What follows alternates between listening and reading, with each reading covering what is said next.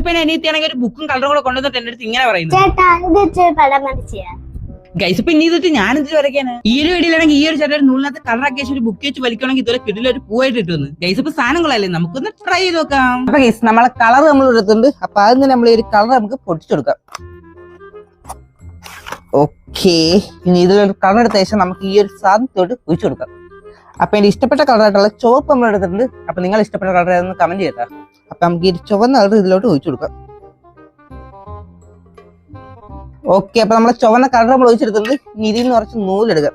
ഗൈസപ്പൻ ഞാൻ നിങ്ങൾക്ക് ഒരു ചലഞ്ച് തരാം. ഈ ഒരു നൂല് എന്തിന്റെയെന്ന് മനസ്സിലായവരെന്ന് കമന്റ് ചെയ്യട്ടാ. അപ്പൊ എത്ര ഒരു കണ്ടുപിടിച്ച് നോക്കാം. ഗൈസപ്പ വേണമെങ്കിൽ ഒരു ക്ലൂ തരാം. നമ്മളെ ബീച്ചിലൊക്കെ ഒരു സാധനം പറത്താൻ വേണ്ടി ഉപയോഗിക്കുന്ന നൂല്. അപ്പൊ നമുക്ക് ഇതിൽ നിന്ന് കുറച്ച് കട്ട് ചെയ്തെടുക്കാം. ഓക്കെ, അപ്പൊ നമ്മൾ കുറച്ച് നൂല് കട്ട് ചെയ്തിട്ടുണ്ട്. ഇനി ഈ നൂലിലോട്ട് നമ്മൾ ഈ കളർ കുറച്ചാക്കാം.